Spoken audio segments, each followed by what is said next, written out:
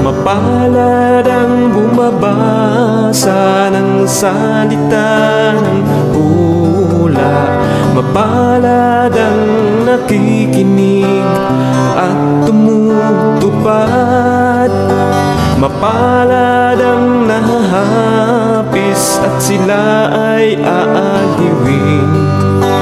Mapalad ang nagugutom at sila ay bubusugin.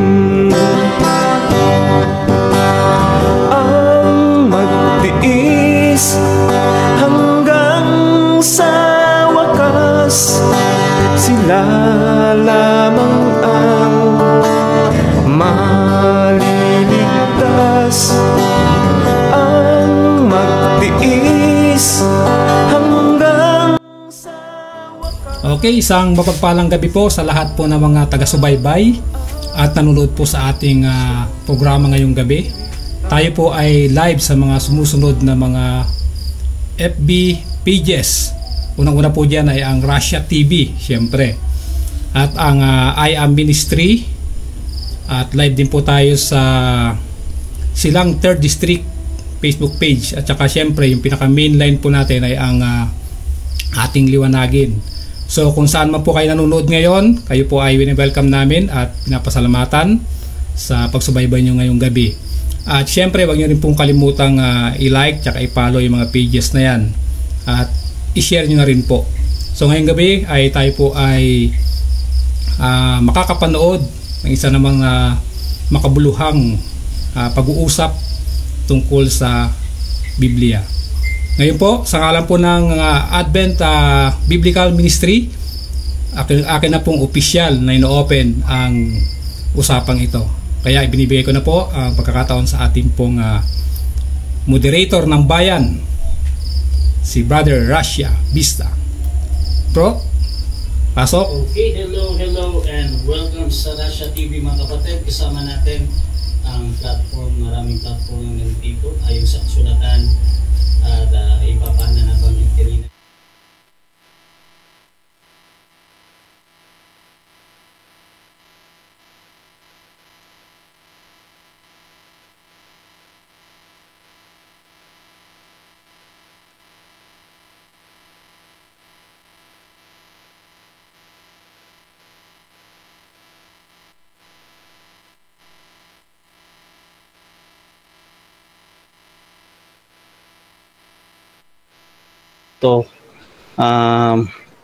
Sa ang dapat pakinggan ng tao ayon sa Biblia at referensya ay si Ellen G. White mga kapatid. Affirmative natin si Fernando Camacho, Seventh-day Adventist Church. Negative naman si Denmar Santiago ng Roman Catholic Church mga kapatid.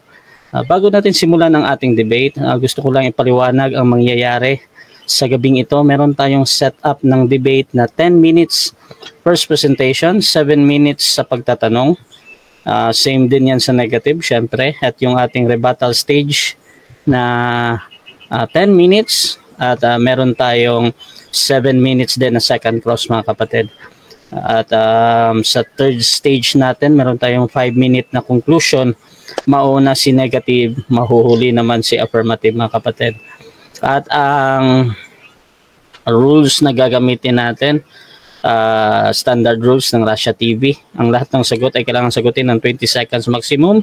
Either ito ay close-ended or open-ended question. Kung titigil ang sumasagot ng at least 3 seconds, magsasabi na ako ng next question. Rule number 2, kung close-ended ang question, kailangan sumagot doon sa pagpipilian muna bago magpaliwanag na hindi lalampas ng 20 seconds. Kasama dito yung categorical question, yes or no. Rule number 3, kung hindi niya sasagutin ang tanong, directly ito magkakaroon siya ng 10 seconds na pagpapaliwanag at yun na yung pinakasagot niya sa tanong. So rule number 4, sagutin ang tanong na ayon sa tanong. Rule number 5, sa first stand, doon lang dapat magtanong sa inilatag ng katunggali at kung tinatanggi niya doon sa first cross na hindi ko pa nilatag yan, next question ay automatic next question ko yan at wala nang objection. At doon sa rebuttal, doon na kayo pwedeng magtanong sa lahat, ang lahat. So, I think yung word lang na papakikinggan ko yung pagsabihin mo na hindi ko pa nilatag yan, next question. So I hope matake note ng dalawa. Rule number 6, ang debater na makakatanggap ng 2 warning sa akin ay may disiplina yan. Either bawasan ko ng 1 minute or daragdagan ng 1 minute. Rule number 7, bawat senaryo ng objection, isang beses lamang maaari mapaliwanag. Isang objection lang at hindi sundan ng sunod na objection. No objection during final conclusion. Rule number 8, hindi po pinapahintulutan ng any na atake na naglalarawan sa ating mga kadebate. This is a physical appearance kumbaga mga kapatid.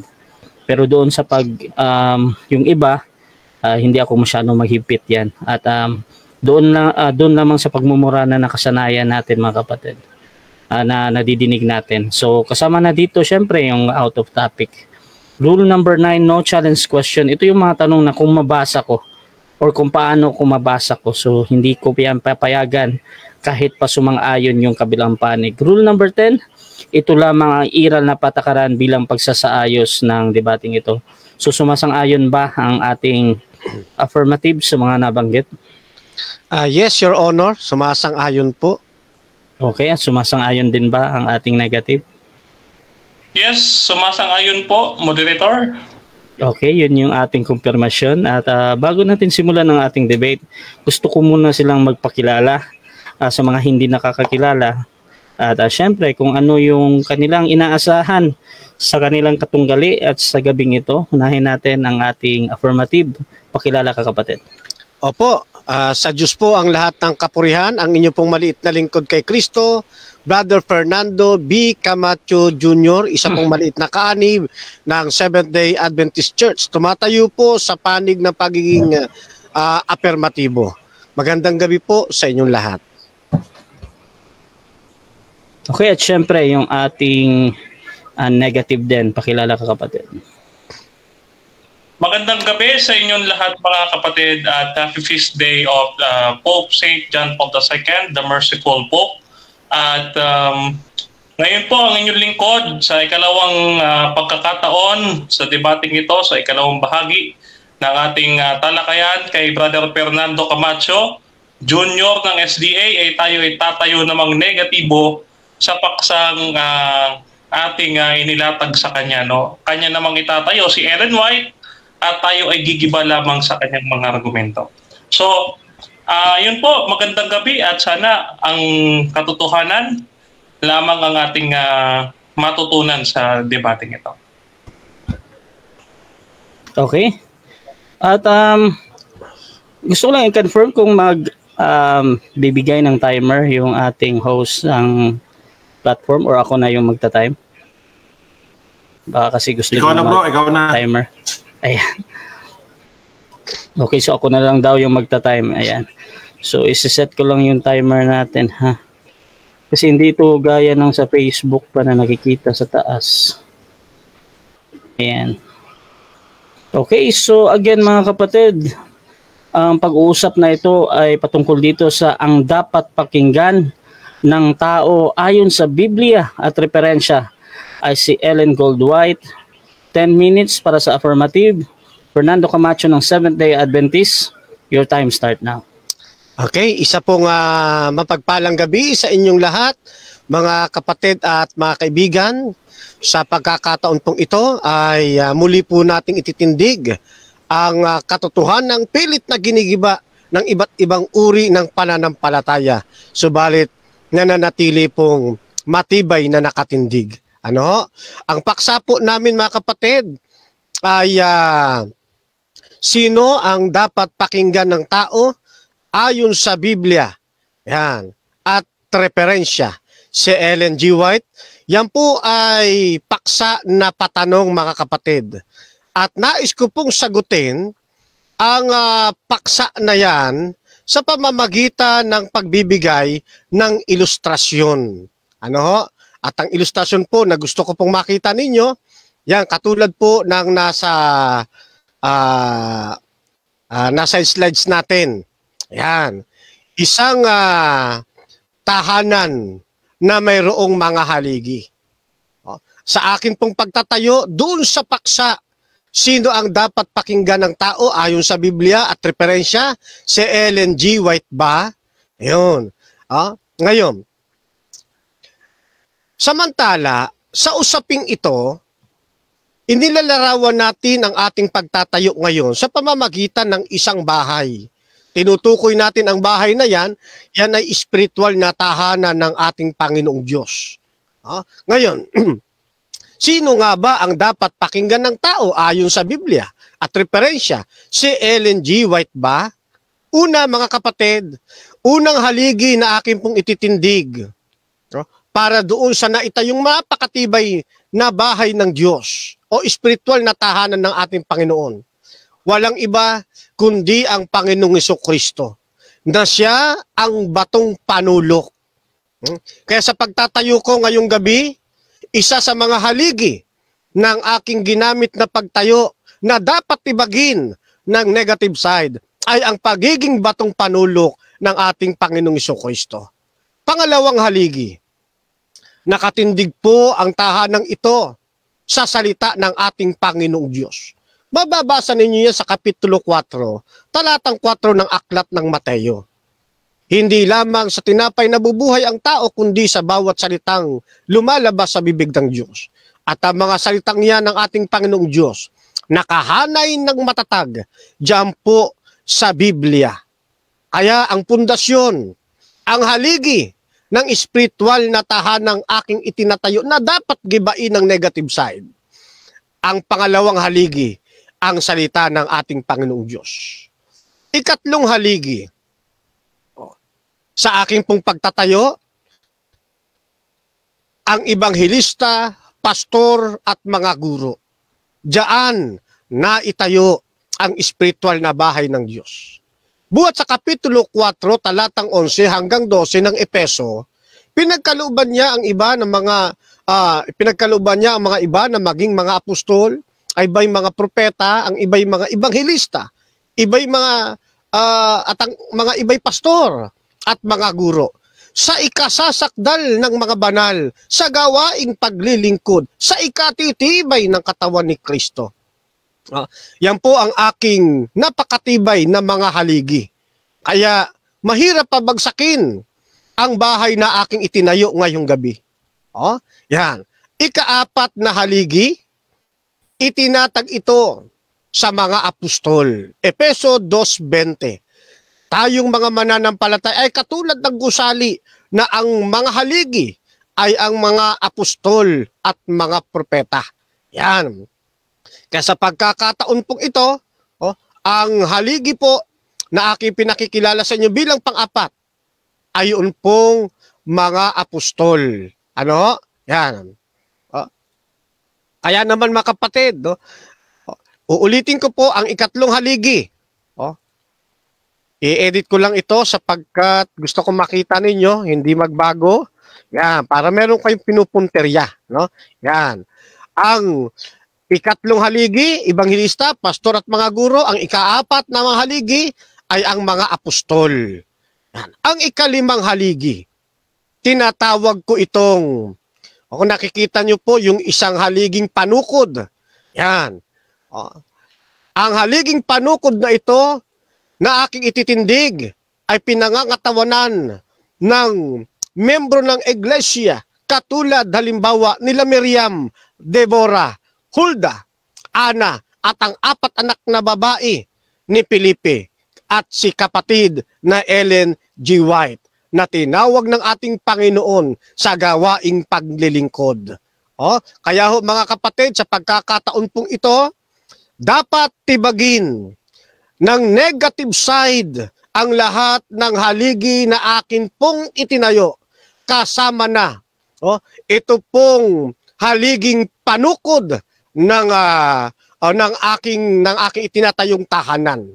Kapag magiba nyo po ang 5 haligi po na yan, guguho ang aming pananampalataya. Pero kung hindi gigibain ang 4 na haligi na ito, mananatili pong nakatindig ang aking pong pagtatayo. At patunayan din ng negative side yung ginamit kong haliging panukod, dapat tutulan din ng negative side. Na si Miriam, Deborah, Hulda, Ana, at yung 4 na babae ni Felipe, kasama ng kapatid na Ellen White, ay hindi mga propetisa. Yan ho ang magiging pananayuan ng negative side. Kung ang gigibain lang niya, pipitasin lang, ay ang kapatid na Ellen White, hindi ho magigiba, hindi matutumba ang aking posting panukod. Yan. Kaya kailangan gibain ng buo ang posting panukod na ito para kahit papaano ay magkaroon naman ng pagkakataon na makapanugat man lang ang negative side. Uulitin ko po, kailangan pong gibain ng negative side ang 5 haligi. Patunayan na tutulan ang pagiging haligi o batong panulok ng ating Panginoon Kristo. Patunayan din na dapat ang spiritual na bahay ng Diyos o ang iglesia ay dapat hindi pumupundasyon sa banal na kasulatan. Dapat ang bahay o spiritual na tahanan ng Panginoon o ang iglesia ay hindi kumakasangkapan ng mga ebanghelista, pastor at guro sa ikatatatag ng kanyang iglesia. Patunayan din ng mga apostol ay hindi mga haligi. Yan, kapag nagiba ang 4 na yan, tiyak po, guho ang aking bahay na itinayo ngayong gabi. Subalit kung hindi, Last 2 minutes. Nakatayo. Mananatiling nakatayo. At kung ang gigibain lang yan, pagpupokus lamang siya doon sa 5 haligi, doon sa haliging panukod lamang, kung dyan lang siya magpo-focus, hindi pa rin niya magigiba ang tahanang aking itinatayo ngayong gabi. Matatag po mga kapatid ang akin pong posisyon. Kaya papaano po ito magigiba ng ating pong negative side. Ngayon, ang sabi ng kapatid na Ellen White, the Bible and the Bible alone is to be our creed, the soul, bond of union. All who bow to this holy word will be in harmony. Yeah. Brethren and sisters, I recommend unto you this book. Noon pong 1885, siya po ay sumulat ng kanyang Selected Messages Volume 1, page 406. At pagkaraan yan sa kanyang last presentation noong 1909 sa General Conference Session, doon sa panghuling bahagi ng kanyang pagsasalita, hawak-hawak niya ang Biblia sa kanyang kamay. Sabi niya sa kanyang his messenger, brethren and sisters, I commend unto you this book. Kaya, ang kapatid na Ellen White, katulad ng iba ring mga propetisang ginamit ng ating Panginoong Diyos, ay parehong iniaangat ang banal na kasulatan, mga kapatid.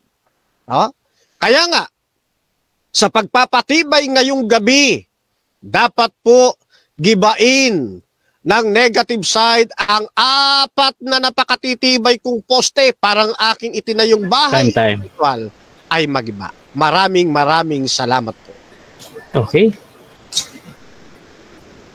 Okay, so dyan natatapos ang unang pahayag ng ating affirmative. Fernando Camacho ng Seventh-day Adventist, mga kapatid. At syempre dako tayo sa unang pagtatanong ng ating negative. Denmar Santiago ng Catholic. 7 minutes para sa iyo, bro. Your time start now. Okay, nabanggit mo na may mga babaeng propetisa sa Biblia, no? Ang una kong tanong, yung mga binabanggit mong propetisa, nakasulat ang pangalan sa Biblia, si Ellen G. White ba mababasa sa Biblia letra por letra? Yes or no? Kaya hindi po mababasa yung kanyang pangalan sa Biblia. Sapagkat unang-una, tinawag ng Panginoon si Ellen G. White, tapos na ang banal na kasulatan maisulat.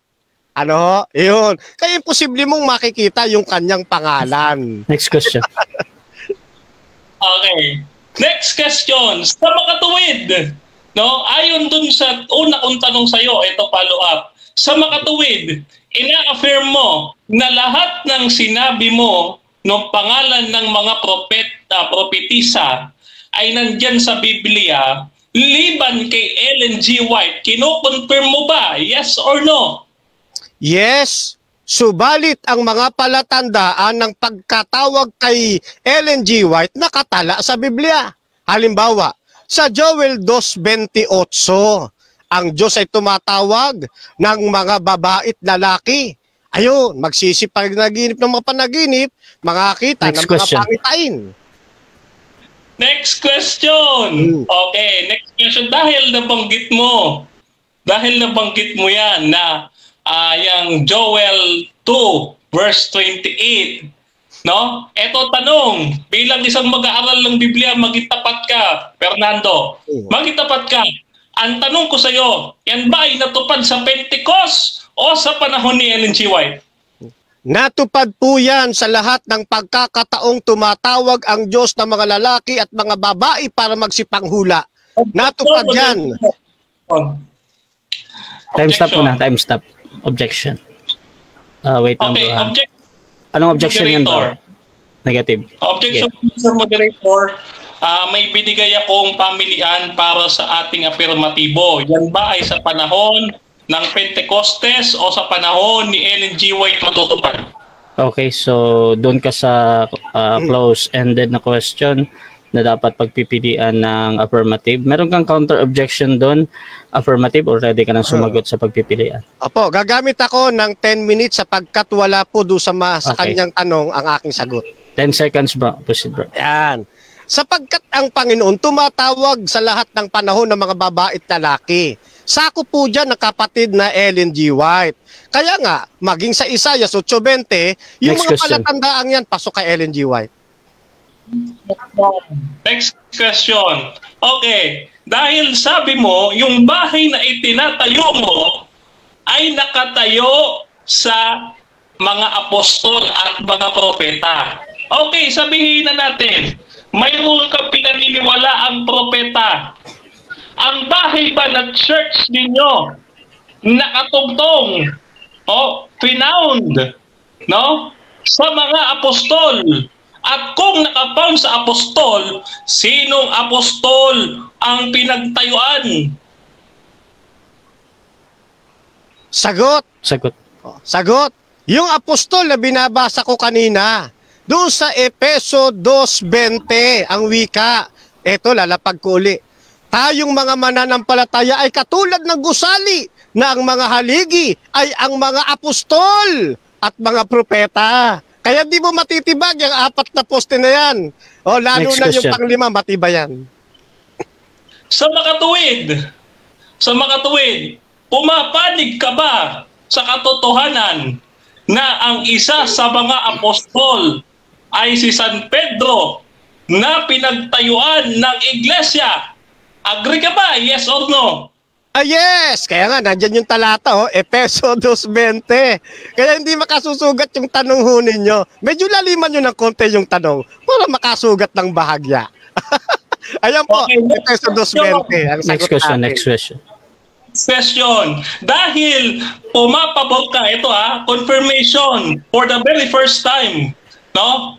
You are affirming that Saint Peter as the foundational rock in which the church was built. Yes or no? No! Ang tanong mo kasi haligi. Ayan, binasa ko haligi, Efeso 2:20, ang mga apostol haligi. ang batong panulok, si Kristo. Si Pedro, isa siya sa mga haligi ng itinayo kong spiritual na bahay ng Diyos. Ayan po talata, nasa harap Next question. po, Efeso 2:20. Ano ba ang mababasa sa Biblia? Si Kristo ba foundation stone or cornerstone? Alin sa dalawa? Binanggit ko na po kanina ang sagot. Siya po ay haliging panulok. Ayan po, batong panulok. Ano ho? Epeso 2:20. Yan, nariyan po yung talata. Time stop muna ha. Wait lang bro. Oo. Okay, ano yung objection mo, bro Denmark? Okay, Mr. Moderator, yung aking binigay na pagpipilian sa kanya, yan ba ay foundation stone or Foundation yan ay stone? cornerstone? Or cornerstone? Bro, affirmative, meron kang counter objection or pipili Yes. ka na ulit? Yes, sinagot ko na yung kanyang tanong. At hinugot ko nga yung Epeso 2:20. Si Okay. Kristo ang batong panulok. Yan, na siya po yung isa sa ginagawa kong haligi ng napakatibay kong tahanan ngayon. Okay.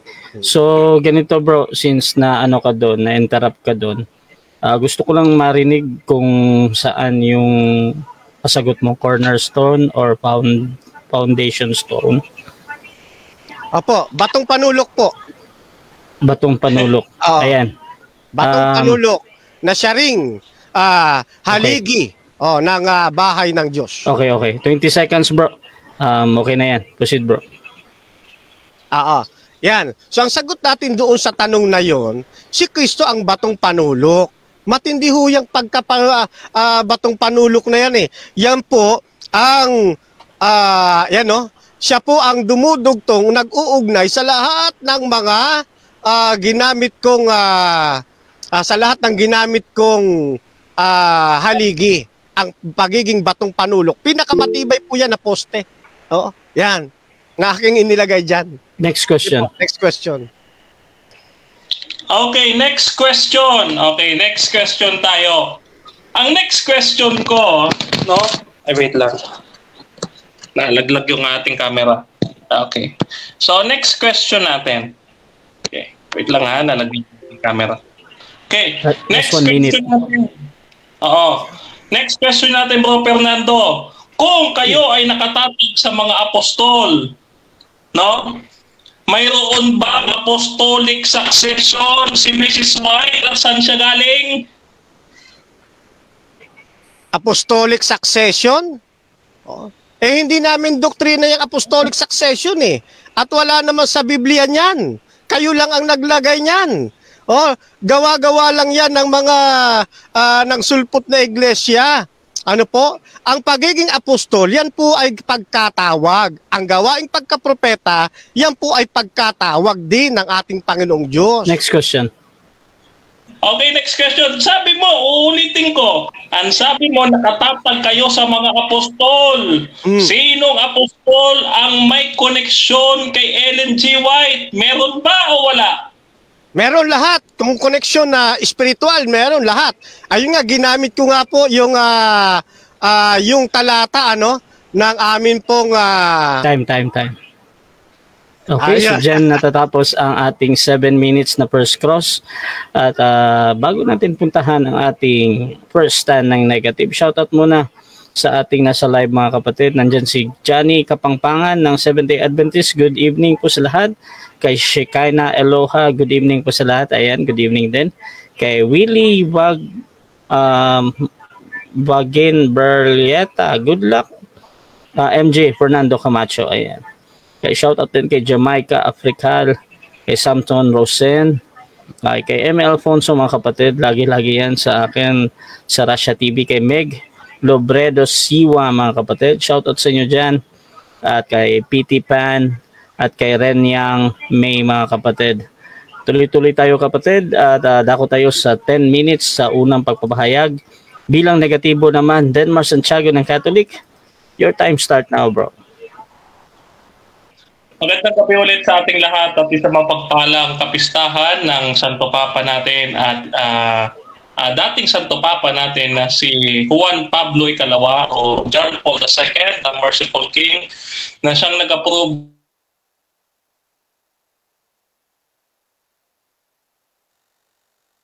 kung ibdiin itong ating paksa, no? Patutunayan niya, no?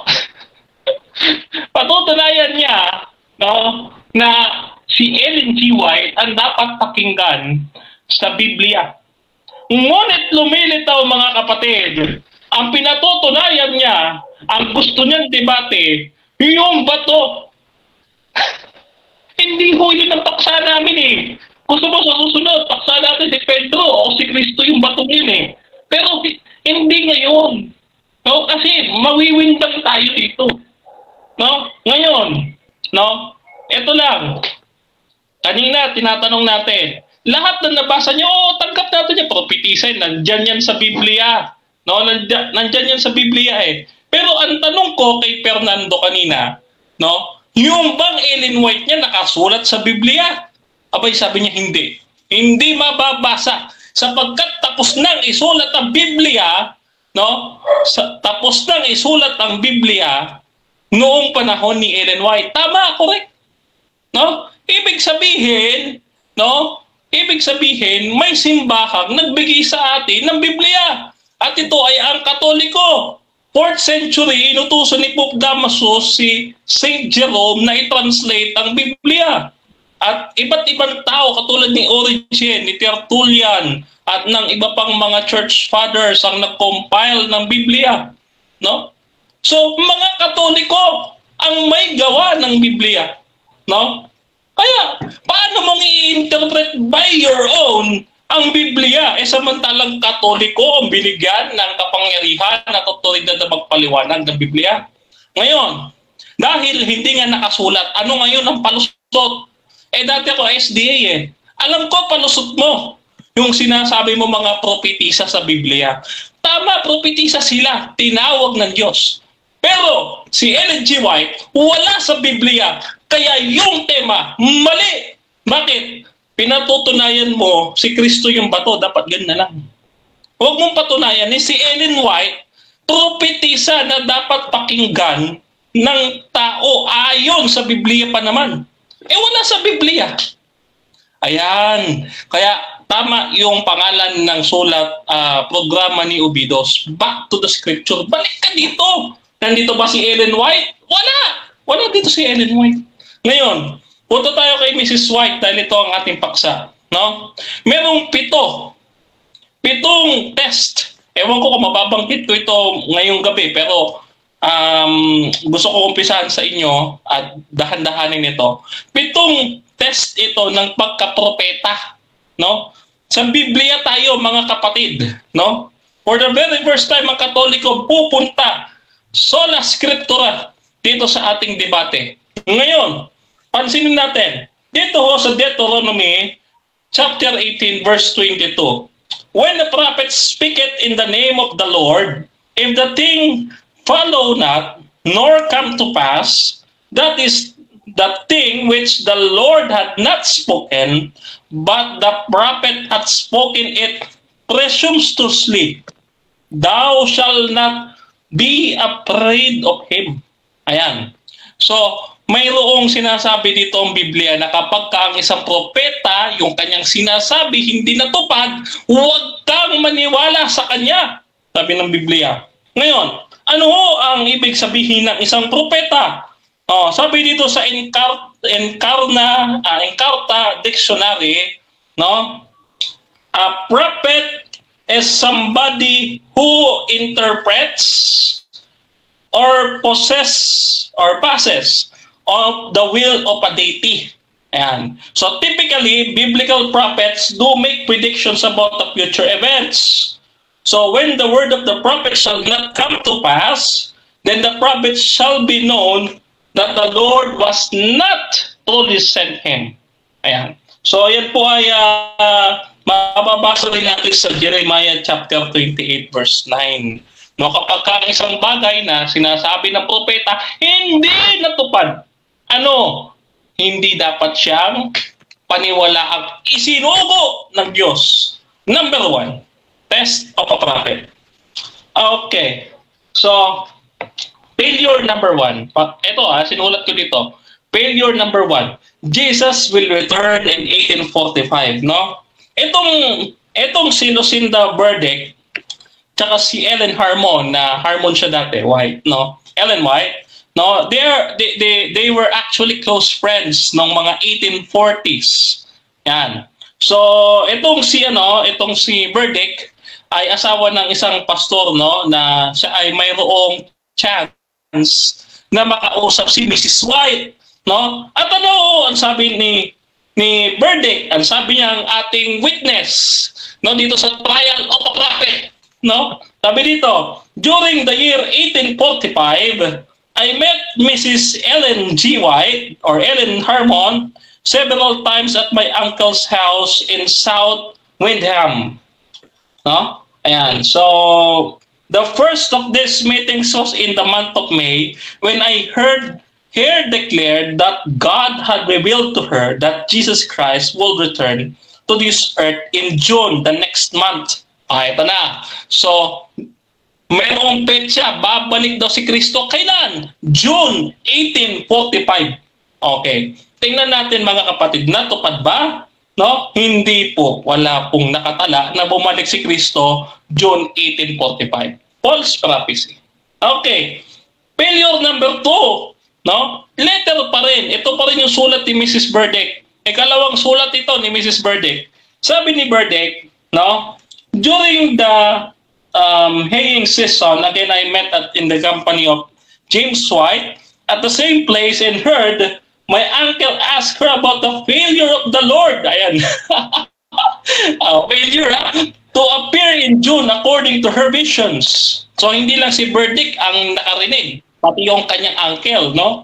Sabi dito, she replied that she had been told in the language of Canaan, which she did not understand. Ayan, palusot, no? But she had since come to understand that Christ would return in September at the second growth of grass instead of the first. Okay, September naman, September 1845. No, kasi nga pumalpak nga yung 1844, di ba? Yung October 22, 1844. So, napapanusot na naman si Mrs. White, September 1845 naman daw. Okay, may nangyari ba? Wala. Wala pa rin. Okay, si Burdick pa rin. Failure number 3. Ito na, mapapalusot ulit si Mrs. White. Siyempre, ito yung bida ninyo para makalusot, gagawa ng paraan. Noong una, sabi niya, hindi niya daw maintindihan. No? Pero paano niya naintindihan na okay, paano niya pala ipadadala ng June at September? Paano niya pala masasabi na June at September darating si Kristo kung hindi niya naintindihan? Nako, alam niyo si Ellen White nagpapalusot. Failure number 3. Sabi ni Burdick, ngayon naman 1846. Once in their way to the eastern part of Maine, she saw that they would have a great trouble with the wicked, be put into prison, etc. Yan. So the churches they passed through, when they came back, they said that glorious time friends asked if had any trouble with the wicked or prisons. They replied, none at all. People at all churches soon began to get their eyes open and came out decidedly against their visions. So, makukulong daw si Ellen White ng 1846. Nakulong ba? Hindi.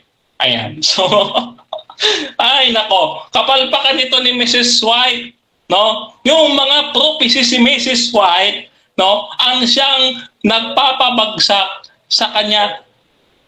Ito early writings naman ni Mrs. White. Punta tayo sa early writings. No? Kailan daw magaganap ang Great Pestilence? Okay, may Great Pestilence ang mangyayari. Sabi ni Mrs. White noong 1846, what we have seen and heard of the pestilence of 1846 is the beginning of what we shall see and hear, and soon the dead and dying will be all around us. May nangyari ba? No? Yung cholera epidemic na yan, that struck noong 1846, ay may namatay na 37 Americans. No? Pero dahil sa improvement sa sanitation, no, wala po kayong makikita na mga katawang nagkalat sa lansangan.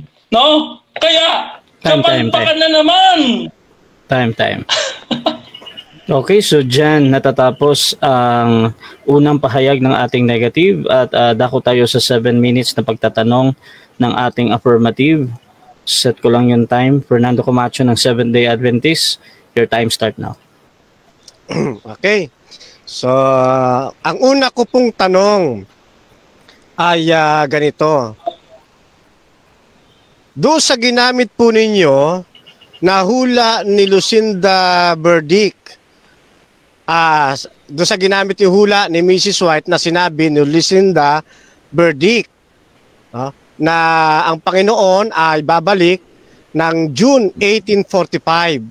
Tanong, meron ka bang aklat ni Mrs. White na siya mismo ang nagsabi na si Jesus Christ ay babalik noong June 1845? Meron po ba o wala? Kasi bubuksan ko po. Wala, pero ito ang importante nating malaman dyan. No? Hindi pa nag-i-start magsulat si Mrs. White noong mga panahong ito dahil nag-iikot pa nga siya sa churches. At ngayon, ito nga si Lucinda Burdick, no, ay nagsulat, no? Nagsulat siya. Next question. Kaya kung excite yung Okay. Dahil wala kang mabasa na sinabi mismo ni Ellen G. White na ang Panginoon Kristo ay babalik ng June 1845. The same question doon sa ginamit mo ulit na statement ni Lucinda Burdick. Mayroon ka bang mababasa? Hindi na June ha? Mayroon ka bang mababasa sa sulat ni Mrs. White na sinabi niya mismo na ang Panginoon babalik ng September 1845? Meron o wala? Wala, pero nakausap niya si Mrs. White. So, ini-testimony, napakahalaga na they were close friends. Siyempre, pag kaibigan mo, hindi ka tatry doon, kaibigan, close friends nga eh. So, nagkakausap nga sila. No? At nagpadala nga siya ng sulat eh. So, ito, it was published. Next question. Actually, it was published. Okay, next question. At dahil wala ka ulit na basa na sinabi ni Mrs. White na si Jesus ay darating ng September 1845, ang tanong ko sa iyo, ito namang pangatlo mong hinanay. Nasabi mo ay sabi ni Burdick, mapiprison siya ng 1846. Sinulat ko ito eh. Tanong, saang tala ng kasaysayan na sinabi ni Mrs. White ito? Saan tala? Nandoon sa ni Mrs. Burdick na pinablish sa Lembolin. No? At meron tayong copy nito dito. At ito, pinuto si Ellen White dito. Nasabi niya na siya ay may imprison dahil ayaw tanggapin yung kanyang mga visions. Next question. Next question. Okay. Dali ha. Ang tanong ko sa iyo, ito naman, ito. Yan, para ipopost natin. So, yan yung 1846. She saw that they would have great trouble with the wicked, be put in prison. Maliban kay Lucinda Burdick, meron pa bang ibang contemporary writers na nagsabi nga ng ganyan din? Meron o wala? Wala, hindi ko nilatag yan. Next question. Okay, next question. Okay. Meron bang nakatala sa mga aklat na si Mrs. Burdick ay nagkamali sa kanyang mga sinabi? Meron ba o wala? Wala. Hindi magkakamali si Mrs. Burdick. Kasi nga close friend nga sila. Siya nga ang pinagkatiwalaan ni Mrs. White ng kanyang mga visions. No? At dahil hindi nga natutupad yung mga visions niya, kaya inilalantad ni Mrs. Burdick sa iyo at sa mga nanonood ngayon na si Mrs. White palpak sa unang Next test question. of a prophet. Okay. So next question. Next question. Okay. Sabi mo, wala. Kaya dito, sa Lucinda Burdick, nakalagay, nagkamali o hindi totoo ang mga sinabi nila Miles Grant at Mrs. Burdick? Tanong, nabasa mo ba ito? Yes or no? Yes, nabasa ko. Pero yun ay palusot. Palusot yan ng Seventh-day Adventist. Gaya ng pagpapalusot ninyo ng 1844 Great Disappointment. No, dahil pumalpak kayo 2,300 days nyo, kaya nagkaroon ng shut door. Mamay tatalakay Next question. ko yung shut door Okay. na yan. Kung nabasa mo na, saan yun nakatala? Okay. Nabasa ko yan dito sa Objection, isang Mr. website. Moderator. Time stop muna, time stop. Oo. Okay, anong objection? Okay. Affirmative. Ang tanong ko, saan nakatala? Gusto ko marinig yung aklat mismo kung saan nakatala po yun o saan mang Okay. pinagkunan niya, na nabasa niya. Okay, so meron kang counter objection doon, Bro Denmar?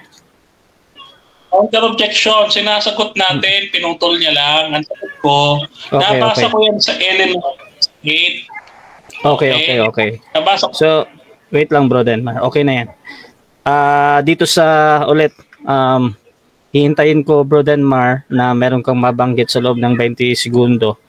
At titingnan natin Okay. kung meron kang mababanggit ha. Pero Bro Camacho, i-on ko ulit yung time ni Bro Denmar para sa kanyang pagsagot. 20 seconds ito Bro Denmar. Pasok mo yung sagot mo bro. Saan mo nabasa? Okay.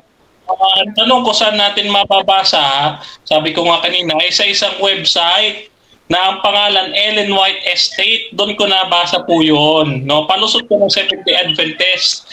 Doon sa kanilang website, kaya huwag niyo paniwalaan. Nasa website nila, self-serving. Next question. Next question. Okay, next question. Sabi mo kanina walang nakatala. Tapos ngayon may nabasa ka pala. Alin sa dalawang magkakontra mong sagot na yan ang paniniwalaan ng mga nakikinig ngayong gabi? Objection ako, Mr. Moderator. Time stop. Okay, ano objection mo bro? Objection ako, Mr. Moderator, kasi mukhang hindi maliwanag kay Fernando yung aking audio at pinag-kontra niya ako. No? Wala ko sinabing oo kanina, kundi ang sabi ko kanina ay may mababasa. Oo. Okay, Yung kanina, yung mga wala Okay, talaga bro. yun. Pero yung Okay, bro. tinatanong niya, meron. Okay. So ganito bro, ina-analyze ko yung objection mo. Doon yan sa premise na habang nagtatanong si Camacho na sinasabi mong hindi mo binanggit. Any counter objection doon, Bro Camacho, sa sinabi objection ng ating kabilang panig? Yes. Kasi ang tanong ko naman maliwanag eh. Base doon sa presentation niya doon sa 1846. Kaya tinanong ko siya, meron bang mababasa kako na yung mga sinabi ng mga kinuha niyang tao hindi totoo? Yan, o nagkamali?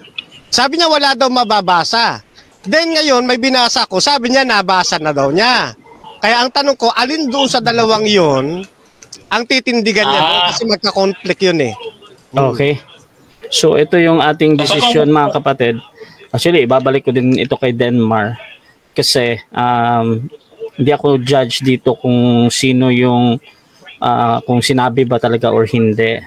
However, Bro Denmar, sasagutin mo pa din yung tanong bro or in the next question mo? Ten. Okay. Wait lang bro, napuputol ka bro. Ano ulit bro yung gagawin mo? Tama ang sagot ko. Parehong tama. No? Walang mali Okay. doon. Parehong tama. Bakit? Kasi, una, no, wala kang mababasa na kamali sila. No, wala. Pero may mababasa ka sa website ninyo na palusot nga ninyo. Palusot nyo yan eh. No? Self-serving, nasa Ellen White Estate, bigay ko sa iyo yung link. Ayun, no, nire-research ko. Time na. Okay, so dyan natatapos ang first stand natin, first stage pala ng ating debate. Shoutout muna sa ating Halos 40 live viewers sa amin dito sa Russia TV. At syempre, dyan sa mga platform na nandito, mas marami yan. Shoutout sa inyo. I hope mababasa ko lahat yung comment ninyo. Pero ito muna yung aking babasahin ayon sa aking nahagip mga kapatid ha. So, shoutout kay Ronaldo Codogromo. Unang tanong pa lang, huli na agad na nagmarites na naman. Konfirmado talaga ang RCC na mahilig gumamit ng bogus na libro. Shoutout din kay Gamilia Jeris, 155 books, about 5,000 periodical article, and 200 pamphlets ni Ellen G. White. Ni isa wala kang mahanap. Chismis yan. Magbigay ka lang ng isa, kahit isa lang, sa kapatunayan na close friend sila. Shoutout din kay Gisrel Shem, yari, ha ha ha. At kay Anthony Bilina Felas, ayan. Shoutout pala sa kanya ng malaki dahil nagbigay siya ng 50 stars sa atin. Sabi niya, nice bro Fernan. Nananaig na naman ang katotohanan ngayon. Gabi, ang tanging hiling lang naman natin na matutunan naman si Denmark kahit pinipikitan ang katotohanan. Yan, shoutout sa iyo lagi bro. At si Dong Momo. Shoutout sa iyo bro. At si Mike Segra, hahaha, mas lalo ang Ellen G. White nyo hindi binigyan ng authority. Hahaha. At sabi ni Piti Pan, mabuti pa ang baboy na sa Bible. Pero sa Ellen G. White, wala. At which wicked men are wicked? Matthew 7:20, therefore by their fruits you will know them. Ayan. Shoutout kay Anthony, ito, si Jonel Ramiro, mga kapatid, mag-unbintis ka na lang bro Denmar, magpadoktrina ka po. Ayan. So tuloy-tuloy tayo mga kapatid, dako tayo sa rebuttal. Mauna dito ulit si Brother Fernando Camacho ng 7-day Adventist. Your time start now bro. Okay, thank you. Okay, ako po ay natutuwa ngayong gabi mga kapatid, sapagkat sa pagsisikap ng negative side ay hindi pa rin niya nagiba yung atin pong 5 haligi na itinindig. Ano ho? So sa diskusyon mga kapatid, kapag kayong 5 poste na yun hindi mo nagiba, walang saysay yung iyong naging pagtutol. Ano po? Ayan. At take note mga kapatid, yun pong paksa ay patanong. Yan. Patanong yan eh. Mamaya i-educate ko kayo tungkol doon sa paksang yan. No? Yan. Pero gusto ko munang puntahan yung sinasabi niya na yan, na ang Panginoon babalik noong June 1845. At ang pinagkunan niya, itong kay Lucinda Burdick. Ito po yung statement ni Lucinda Burdick.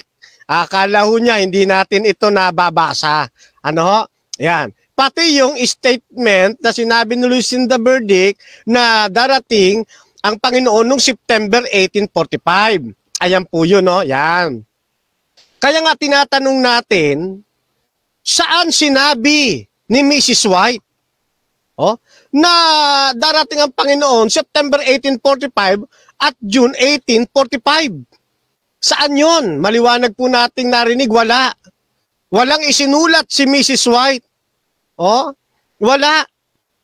Kaya ho, dito lumalabas, chismis ho, yung pinaniwalaan ni Denmar. No? Chismis. Yan. Ngayon, yung sunod nating tanong, yung ating isang tanong, meron bang tala na si Burdick ay nagkamali o mali sa kanyang mga sinabi? Meron bang mababasa? Sabi niya wala. Nung inilabas natin yung statement, yung sagot ni Ellen White, kasi sabi niya wala pa raw isinusulat si Ellen White ng time na yan, meron na. Nakapagsulat nga siya eh. Ayan ano sabi niya? Dito muna tayo ha. Yan. Nakikita ba sa slide? Tingnan ko muna. Yan. Ano sabi? I Herbert testified in the fear of God that charges of Miles Grant, of Mrs. Burdick, and other published in the crisis are not true. The statement in reference to my cause in 44 are false. Yan. So, hindi po totoo yung mga sinabi ni Burdick. Ito pa sabi, there is not a shade of truth in her statement. Wala pong katotohanan yung sinabi ni ni Lucinda Burdick. Ano ho? Yan, kaya yung mga pinaniwalaan niya, tinatanong natin, saan yung sa sinabi ni Mrs. White? Di ba? Kasi kahit sino, pwedeng magsabi. Pero kapag ka in-scrutinize mo, saan yung sinasabi niya na yun na sinasabi mo? Yan. Walang mailabas. Ang tawag ho dyan, chismis. Mas naniwala sa chismis si negative side kaysa doon sa katotohanan. Nakita ninyo mga kapatid? Walang katibayan. Pinaniwalaan si Lucinda Burdick. Hindi naman siya kapanipaniwala dahil mali yung kanyang sinabi. At walang ganun sinasabi ang kapatid na Ellen White. Kaya nga siya na rin nagsabi, wala eh. Tapos nagkontra pa. Sabi niya walang mababasa. Bandang huli nung binasa ko sabi niya nabasa rin daw niya. Yan ang palusot. Kasi kung talagang nabasa mo na yan, before na itinanong ko sa'yo, hindi ka sasagot nang wala. Kasi nabasa mo di ba? Kaya dito nahirapan ngayon siyang magpalusot sa dalawa niyang magkakontrang sagot. Manapakalinaw niyan mga kapatid Kaya hindi po nagiba yung mga poste na akin pong itinayo. Bagsak po yung kanyang pagtitibag. Ngayon sabi niya dapat daw ang pinatunayan ko ang bato si Pedro. Hindi. Yun ay nahagip lang ng pagtatanong niya. Di ba siya kanya naman ang galing yun Ito paksa ipaplas ko mga kapatid. Yan. Sino ang dapat pakinggan ng tao ayon sa Biblia at referensya? Si Ellen G. White? Question mark po yan Ang sagot po namin dyan, isang kumbaga in layman's term, hindi lang ang kapatid na Ellen White ang dapat pakinggan ng tao ayon sa Biblia at mga referensya. Ayun, sino-sino ang dapat pakinggan. Kaya nga ginamit kong ilustrasyon yan yung bahay na aking itinayo. Yun, ang dapat pakinggan ng tao ayon sa Biblia at referensya, ayan po, ang Panginoong Jesucristo, ang salita ng Diyos, yan. At ano pa yung isa? Yan, yung ibanghilista at mga pastor. Yan po yan, no? Yung mga apostoles. Yan. At pagkatapos, ayun, yung haliging panuhay, no panukod na ginamit ko. Yan, sila Miriam, Deborah, Hulda, Ana, at 4 anak na babae ni Felipe at ni Ellen G. White. Ngayon, ang pinipitas lang niya, yung dahon. Kapatid na Ellen White lang. Yung dahon ng itinayo kong, tawag dito, posting panukod. Kaya lang, nabigo pa rin mga kapatid. Hindi pa rin po nabunot ang dahon. Yan. At kung sakali naman, mabunot niya dahon. Sa tingin nyo kaya, gigiba itong tahanang aking itinayo sa napakatitibay na haligi? Hindi rin. Kaya ang laban ng kapatid na Denmark, panabla lang. Yan. Wala tayong talo rito. Kaya lang, kahit na makapanabla, wala wala nang sabihin ng kapatid na Ellen White, na ang nire-recommenda niyang aklat, yung Biblia. Mali ba yung kanyang sinabi na yon?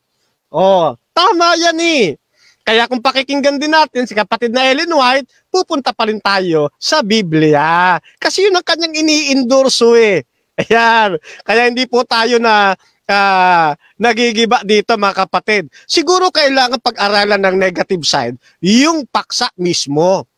Yan. Kaya nakita natin, hirap na hirap O ngayon, tinanong niya yung pangalan ng kapatid na Ellen White, nakatala daw ba sa Biblia? Natural, hindi nakatala. Pero hindi ibig sabihin na kapag hindi nakatala, hindi na totoo. Di ba? Ganun po yan si Brother Denmark, propeta rin propeta rin si Denmark ayon sa kanilang CCC 1456 at 871, propeta rin siya. Tanong, pangalan ba ni Denmark nakatala sa Biblia? Wala. Kung susundan ko yung argumento ng negative side, Eh di bulaan din pala to si Denmark. Di ba? Oh, ayan o, CCC, 1457871. Oh, propeta at hari siya. Eh wala rin yung pangalan niya sa Biblia. Oh, ibig sabihin, ano rin to si... Ganun lang po yan, babalik din po yan. Oh, kaya useless po yung tanong na yon. Useless yung pagigiba na yon. Parang boomerang lang po yan.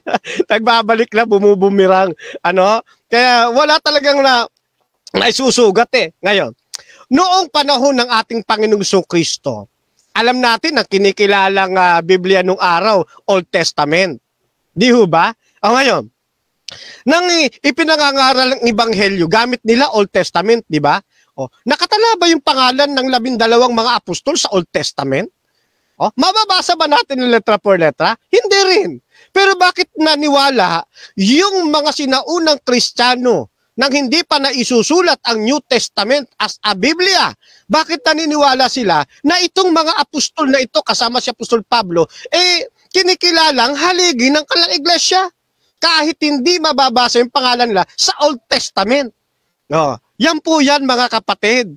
Oh, ganyan po kaya hindi ho nakatibag eh. Hindi porke wala sa Biblia, mali na. Ano ho? Yan. Ang mahalaga rito mga kapatid, yung pagkatawag kay kapatid na Ellen White, yung kanyang gawain, yung kanyang gampanin nakatala sa Biblia at pinatutunayan ng Biblia. Kaya nga hinugot natin yung Joel 2:28 eh. Nahirapan siya rito sa pagtatanong niya rito. Bakit talaga naman sa lahat ng panahon tumatawag ang Diyos ng mga anak na babae at lalaki para manghula? Time. Ay, sige po, salamat. Okay, so dyan natatapos ang rebuttal ng ating affirmative. Dako tayo sa 7 minutes na pagtatanong. Denmark Santiago ng Catholic. Your time start now, bro. Okay. Unang tanong. Okay. Sino ang nagsabi na mali si Mrs. Burdick? Yung ibang tao bukod kay Ellen White o si Ellen White mismo lang ang nagsabi? Sino? Okay. Ang nagsabi ho niyan, yung sinulatan po nung nagtatanong doon sa Ellen G. White State. Yan po yan mga kapatid, na pinatutuhanan na hindi talaga totoo yung sinasabi ni Burdick. Kaya chismis po yun eh. Kaya hinanapan nga kita saan mababasa Next sa sulat question. ni Ellen White, wala kang nabasa eh. Kanina nabanggit mo sa iyong rebuttal, no? Binanggit mo sa iyong rebuttal na si Mrs. White nagtatanggi na wala siyang sinabing ganon. No, sa makatuwid, walang ibang tao liban lang kay Mrs. White na nagsabi at nagtatanggi na ngayon ng kanyang sinabi kay Mrs. Burdick. Tama ba, mali? Mali ang pagkaunawa mo sa sinabi ko. Ang sabi ko kanina, si Ellen G. White sumusulat na rin. Pero wala kang nabasa sa kanyang mga sulat. Kaya, yun pong sinulatan nung nagtatanong. Ito po yan, no? Yan, para hindi ka malito. Ayan po, mayroong nagtanong. Next question. Sulat sa Ellen G. White State. Sige, next question. Okay, next question. Next question, ang susunod kong tanong, no? Ito kung si Mrs. White nagkamali, ang tanong, may tao bang umaamin sa mali? Meron ba wala? Meron. Meron. Kapag ako nagkamali, inaamin ko nagkamali ako eh. Ganun po yan eh. Kasi sa Diyos tayo eh. Pero dapat aminin mo, yung pinagkunan mo, chismis lang. Kasi walang sinabi sa Ellen White na ganon. Yan, kaya ang maniwala sa sabi-sabi, walang bait sa sarili. Ganyan po lalabas niyan. Next question. Okay. Iwanan na kita dyan. Ngayon, ito susunod kong tanong. Okay. Sabi dito sa Efeso 2:20. Ito English tayo, Fernando English. Sabi dito, you two are built upon the foundation laid by the apostles and the prophets. The cornerstone being Christ Jesus Himself. Okay. So yung mga apostles and prophets, ang tawag ay foundation. At si Kristo, cornerstone. Tama ba to? Inaagrihan mo ba? Yes or no? Tama, ginamit ko nga yung talatang yan eh. O, ibig sabihin, hindi mo talaga tinitibag yung poste na yan. Ay, di mo talaga ako maibabagsak. Ginamit ko nga ang talatang yan, inuulit mo lang eh. Hindi obra. Next question. Ayon dito sa English translation, dito sa The Good News Bible, Catholic Edition. Ayan. So ngayon, dito foundation stone, no? Yung mga apostles and prophets. Ngayon, tanong ko ulit.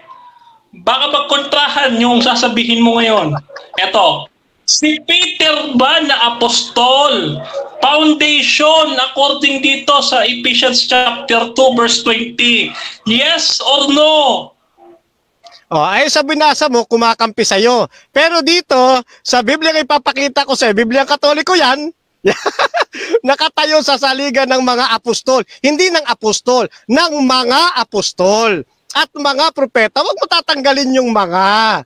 Kaya hindi lang yan hindi lang tumutukoy sa isang tao, ikaw ini-inject mo si Pedro lang eh. Hindi, mga apostol at mga propeta ang panulok si Kristo. Next question. So, kung mga apostol ang foundation, yung church nyo ba, no, founded on the apostles, katulad ng nakasulat sa Epeso 2:20. At kung naka-found sa mga apostol, sinong apostol ang may connection kay Mrs. White? Spiritual connection. Ang mga apostol nga, ayan nakalatag sa aking itinayo, hindi mo nga matibag eh. Kasi sabi ng Biblia, yung aaralan ninyo, doon sabi, aralan ninyo ang lahat, bautismuhan ninyo, at ituro ninyo sa kanila ang lahat ng mga bagay na sinabi ko. Yung tuturuan nila, tuturuan din ng mga nagturo sa kanila. Ay, next question ha. Next question. Okay. Kung may connection ang mga apostol kay Mrs. White, kilala ba ng mga apostol si Mrs. White? Yes or no? Aba paano lang makikilala si Ellen G. White? Dumating lang, ipinanganak lang. Ito ng tanong ito eh. Parang yung tanong mo hindi akma. Ang tanong mo yung contemporary. Time stop. Okay, objection pala. Bro, ano objection bro? Napuputol kasi yung boses mo bro ba? Napuputol. Ang tanong ko, sige. Ang tanong ko, moderator, maliwanag. No? Kilala ba ng mga apostoles si Mrs. White? Oo o hindi? Doon ka sa categorical yes or no, bro, no? Bro Camacho, meron kang counter objection or... Apo, counter. Sige, bro. Sinagot ko nga po, hindi eh. Kasi imposible makilala nila, si Mrs. White ipinanganak 1800s. Okay. Mga apostol per century. Okay, bro. Malinaw naman yung sagot na hindi. I-resume ko yung time, bro. Kaya kita pinapasta para magpaliwanag doon sa hindi. Proceed ka, bro Camacho. Yun nga sagot natin, hindi. Katulad ni Denmark, hindi naman siya kilala ng mga apostol din eh. Pero propeta rin siya eh. Diba? O kaya bumirang na naman. Kaya hindi mo nakakasugat eh, hindi nakakatibag yung kanyang mga pagtatanong. Tumutulong pa sa atin para palitawin. Tayo talaga ang tunay na tinawag ng iglesyang tinawag ng ating Panginoon. Next question. Ang paksa natin, sino ang dapat pakinggan ng mga tao ayon sa Biblia? Si Ellen G. White. No? Question mark. Okay. Kung sabi mo kanina, hindi lang si Ellen G. White ang dapat pakinggan, no? Bakit hindi mo isinama yung sarili mo dito sa proposisyon? Kasi pinakikinggan ka rin ng mga manonood. Bakit? Kasama! Di mo ba napansin? Ay, nalapag ko ulit. Ayan ano sabi No, church! Including! Aba, membro ako ng church. Including Miriam. Ayan pa yung number 3. Evangelista, pastor at guro. Okay, so dyan natatapos ang seconds cross ng ating negative sa affirmative at dako tayo sa ating rebuttal stage ng negative. At ulit sa mga bagong pasok dyan sa ating live, shoutout pala sa inyong lahat dyan.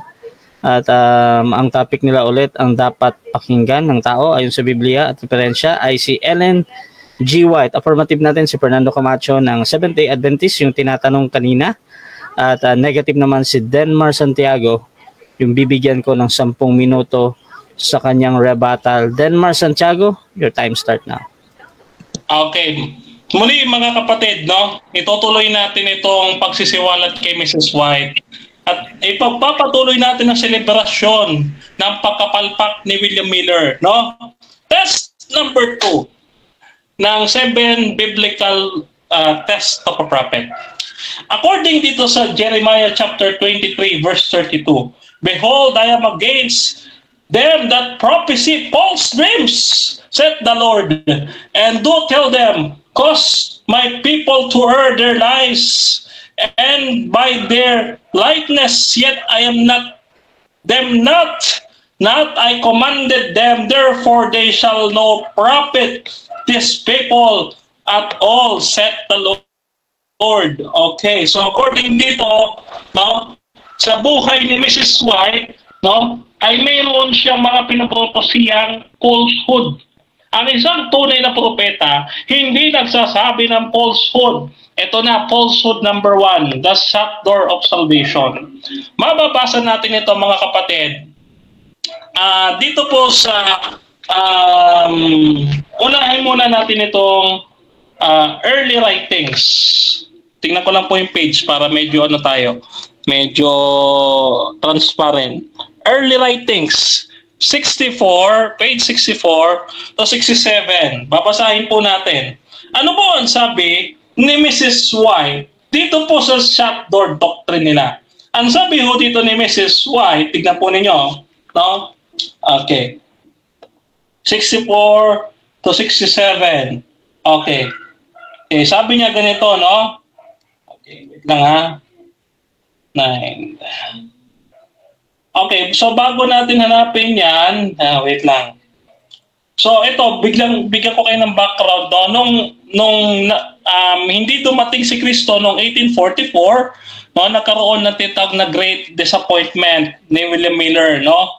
At yung mga Millerites ay nagbalikan sa mga churches, no? At itong kanilang hula hoops, no, ay nanggaling sa parable of the virgins in Matthew chapter 25, no? Yan yung okay, ayan yung bridge room, no, na ikakasal, na yan ay hindi talaga na ipaliwanag ng mabuti ng Seventh-day Adventist. Kasi hindi naman hula po yan eh. Literal po yan. Ngayon, punta na natin yung sulat ni Mrs. White. Okay, sabi ni Mrs. White, ito na. No? Babasahin na natin yung sinasabi ni Mrs. White para sa inyo. Kasi kailangan mahalaga, meron tayong ebidensya na nandyan. Actually, itong shut door na ito ay 1850. No, 1850 na nakasulat doon sa Present Truth magazine. But they delete those parts, no, na nagre-reference sa shut door doctrine, no, noong 1851. Sinopress po ito ng Ellen G. White Estate. Alam niyo ba kung bakit? Kasi, mga kapatid, itong si Mrs. White ay talagang nagkamali. Okay? Sabi niya ganito, Christ got up and moved from the holy place into the most holy place. In doing this, Christ shut the door of salvation to all except those Advent believers who had joined Miller's 1844 or yung titawag ng 44th movement. No? They believed that Jesus was shut in and with his special people preparing to receive his kingdom. They believed that since October 22, 1844, Christ was ministering only to the little flock or the Adventist. They thought they were now a 7-year period when Christ was testing his remnant on certain parts of truth, particularly the Sabbath. Ayan. So, ngayon, according dito kay Mrs. White, may shut door, no? At ang shut door of salvation nagsara para lamang sa Advent believers. Mga kapatid, ang anti-gospel na ito ni Mrs. White ang nagpapatunay na si Mrs. White huwad na propeta. Bakit? Ano ang sinasabi ng Biblia? Ang sabi ho ng banal na kasulatan, for whoever believes in Him shall not perish but have eternal life. John 3:16. For God so loved the world, not only the Adventist, hindi tayo papayag na Adventist lang ang maliligtas. No? Hindi tayo papayag. Kami man nagsabi, outside the Catholic Church there is no salvation. Pero mga kapatid, kung tatanggapin ninyo na ang simbahang Katoliko ang tunay na itinatag na simbahan, hindi sumulpot. Ang SDA ang sumulpot 1863. No? At kung yan ay paniniwalaan nyo, kayo rin, bagaman hindi Katoliko, maliligtas according sa inyong intensyon. No? Ngayon, ang Seventh-day Adventist nagpapahayag na sila lamang ang maliligtas. Sabi dito, ng Advent minister na sa Isaac Welcome, nag-testify siya. Sabi niya, I was often in meeting with Ellen G. White and James White in 1844 and 45. I several times caught her while falling to the floor. At the times when she swooned away in a vision, I have heard that he relate her visions that these dates, and several were published on sheets on the effect that who lost did not endorse the 1844 movement that Christ had left the throne of mercy and who were sealed that ever will be and no others could repent. Wala na daw makapagsisisi pa pagkatapos ng 1844. Kaya yung mga nagbabalak na sumali, no? Sumali at umanib sa Seventh-day Adventist, hindi na daw kayo makapagsisisi, thus making your baptism invalid. Tandaan ninyo, Acts chapter 2 verse 38, pagsisihan ninyo ang inyong mga kasalanan. Pero dahil nga sa doktrinang ito ni Mrs. White, the shut door doctrine, hindi na kayo makapagsisisi, sila lang ang maliligtas. Papayag ba kayo? Siyempre hindi. Ngayon, isa pa. Sabi dito ni Kristo, 2 o 3 nagkakasama o 2 o 3 nasasaksi. Hindi ito kasinungalingan kundi katotohanan. Sabi ni Otis Nicholas, a fervent believer in Ellen White, wrote thus to William Miller. Sabi niya, her message was that our work was done for the nominal church in the world, and what remained to be done was the household of faith. No? So, sila na lang daw, tapos na daw ang misyon nila sa mundo. Bakit pa nangangaral ngayon si Fernando Camacho sa inyo? Kung mga Seventh-day Adventist na lang ang dapat niyang pag-aralan according sa shut door doctrine nila. Mali na naman. No? Isa pa. No? Isa pang nagsulat. Sino pa ito nagsulat na ito? Ito ha. Ang sabi dito, okay. Ito na si Mrs. White na mismo nagsabi. Si Mrs. White mismo nagsabi dito sa kanyang Testimonies of the Church, Volume 1. Ito, Volume 1. Yan natin ito ha. Wait lang. Volume 1, page 131. Ayan. At saka, mamaya na isa. Okay, magkatuktong yan eh. Okay, sabi dito ni Mrs. White, ayan. Unbelief seemed to me on the very hand, no? And ayan. And I have great sympathy and could not believe that the door was shut, no? And had known nothing, no? Wait lang. It had known nothing of their differences. I felt very, very, very sad. Ayan, very, very sad. Grabe itong emosyon niya, no? All night my soul seemed to be in agony and talking. I fell from the chair. Nahulog daw siya sa upuan, to the floor. And it was then I had a view of Jesus rising from his mediatorial throne and going to the holiest as bridge room to receive his kingdom. They were all deeply interested in this view. They all said it was entirely new to them. The Lord worked in mighty power, setting the truth in their hearts. When I came out of the vision, sabi niya, yan na ha, my ears were saluted, no? And singing and shouting with a loud voice, that I said that they were settled upon the shut door. Ayan. So, ito yung description ni Mrs. White sa kanyang vision na siya ay nahulog sa bangkuan na naman, no? Sapagkat meron talagang temporal lobe epilepsy si Mrs. White. Nahulog siya sa bangkuan, nangingisay na naman. No? Nangingisay na naman. At nagkaroon ng pangitain, no? Nagkaroon ng pangitain at yung itim niya sa mata nag-roll back sa ulo niya. No? At nakita na naman siya, nakita niya na naman si Jesus Christ. Sabi niya, pumunta si Jesus Christ to my home. Ay, sayang. Ayan, tumunog na. Okay, so dako tayo mga kapatid sa ating 7 minutes second cross ng ating affirmative sa negative. Fernando Camacho ng Seventh Day Adventist. Your time start now, bro. Okay. Opo. So, ang tanong ko po, binabanggit niyo po yung shut door. Ano pong ibig sabihin ng shut door para sa inyo? Okay, ang shut door para sa akin, no? Ito yung pagsasarado ng pintuan dito sa Mateo 25 ng The Bridge Room. Pero ito ay patungkol, no, sa second coming in the future, not in 1844. Nowhere in the Bible, or no scholars, no, aside from the Adventist scholars, no other scholars that would interpret this passage like this, na ikakapit at i-apply nila sa 1844. Okay, next question. Sa Biblia ba, meron bang shut door? Meron o wala? Wala. Bakit?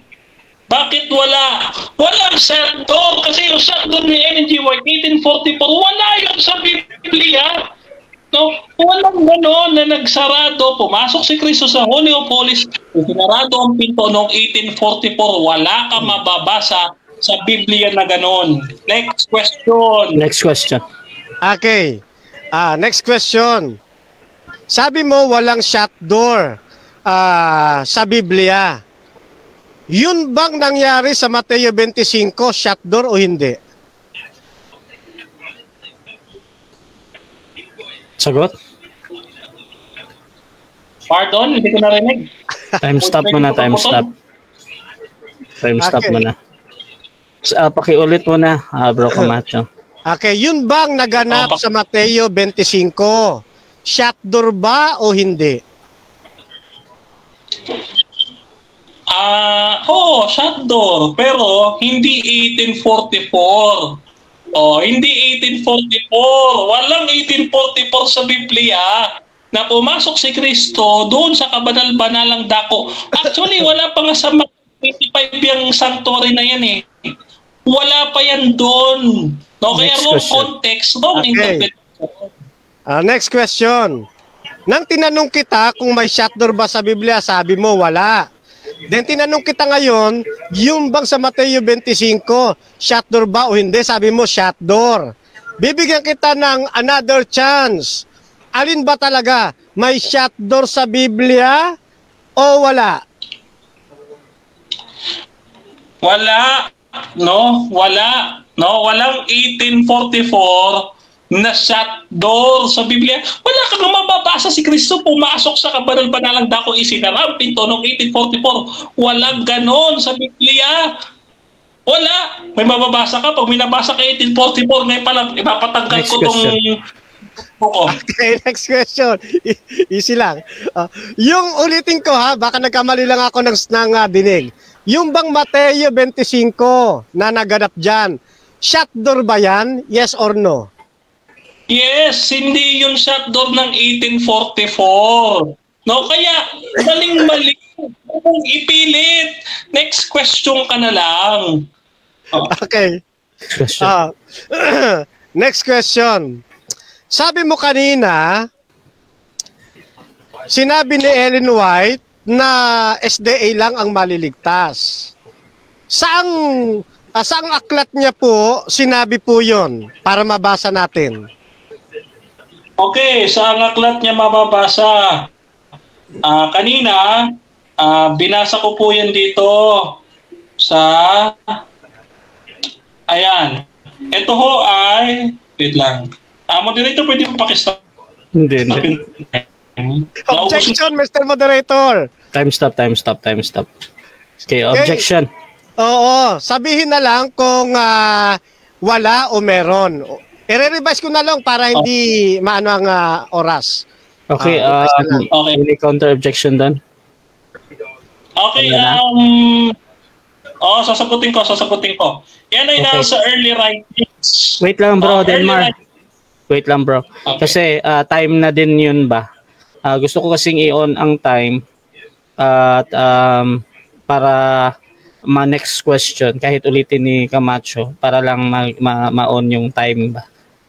Kasi na-time ka na dun sa pagsasagot mo eh. So, bro Camacho, ibabalik ko sa'yo bro. Proceed ka sa tanong bro. Sige po, kasi may mababasa naman na siya. Yun ang tanong ko, saan sa sulat ni Miss White na sinabi ni Ellen G. White, Seventh-day Adventist lang ang maliligtas. Kasi yung presentation po niya. Isagot. Ellen G. White, early writings, page 64 to 67. Next question. Okay. Saan po sinasabi diyan sa early writings 64 to 67? Kasi may hawak ako rito eh. Ano pong para po yan? Ano ba? Time stop. Anong paragraph? Anong paragraph? Okay. Basta nandiyan. Nakasulat, hanapin mo.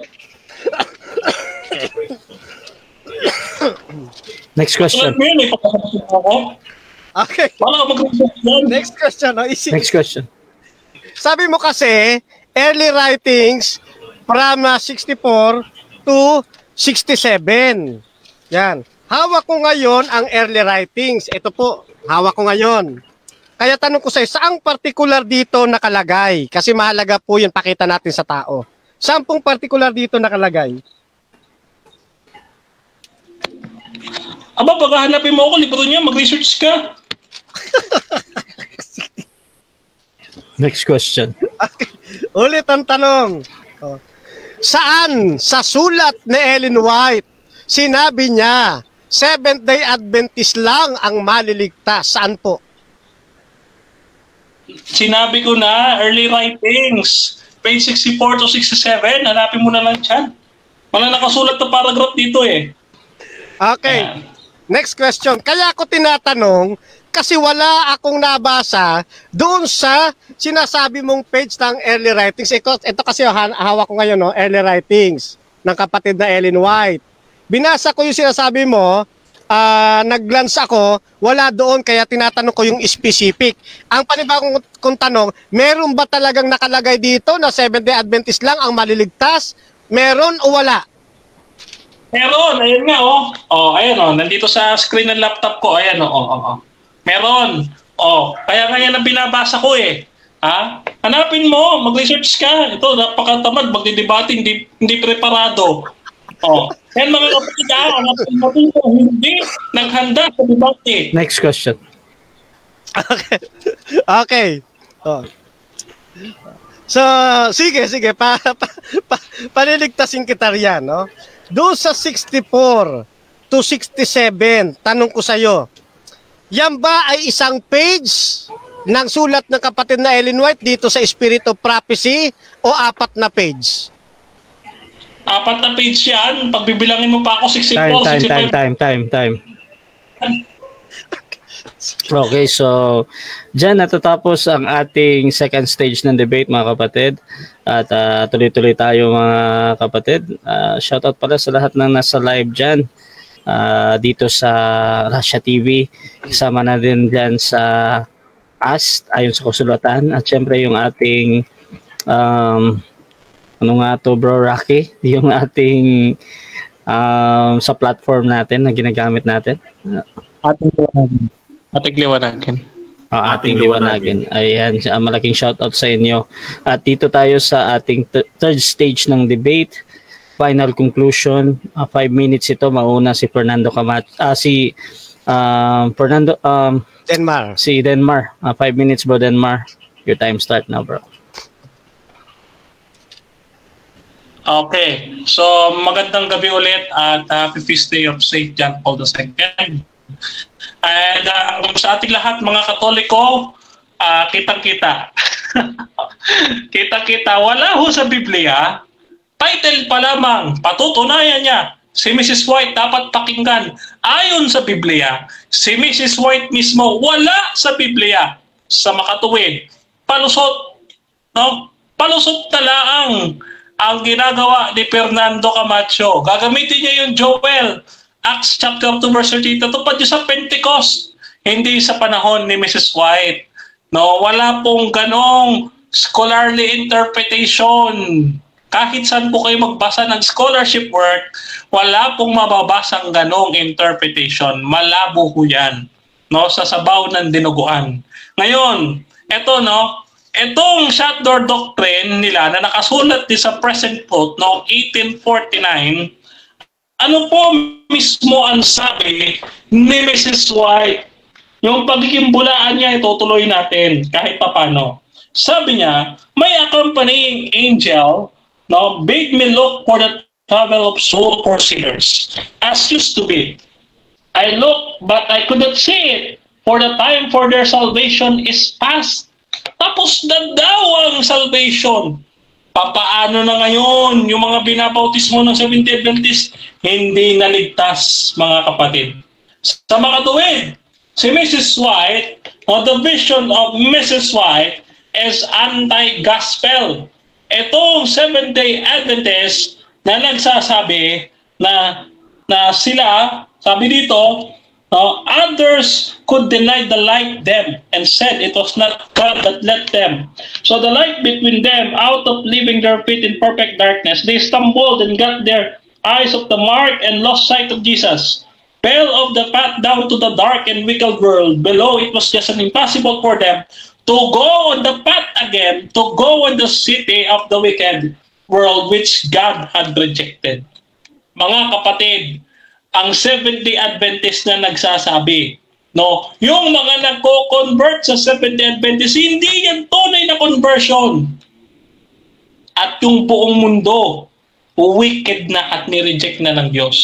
Sila na lang ang hindi nireject ng Diyos. Sila na lang ang iniligtas ng Diyos. Papayag ba kayo nito? Hindi. Huwag kayong pumayag.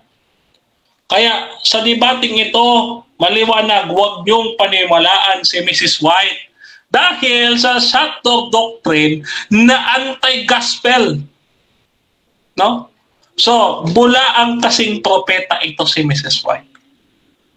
No? Hindi gumamit si Fernando Camacho ng English translation ng Ephesians chapter 2 verse 20 sapagkat maiipit siya. Tignan ninyo, cornerstone si Kristo. Ang foundation, mga apostol, tinanong natin, si Apostol Pablo ba ang foundation? Sabi niya, yes.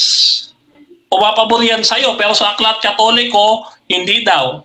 Sa Biblia katoliko, kanina may pinakita siya. Ngayon, tinatanong ko, foundation ba mga apostles? Tama daw yung talata. Tinatanong natin. Sino ngayon na may connection kay Ellen White? Wala. Spiritual connection, wala rin. Hindi siya kilala.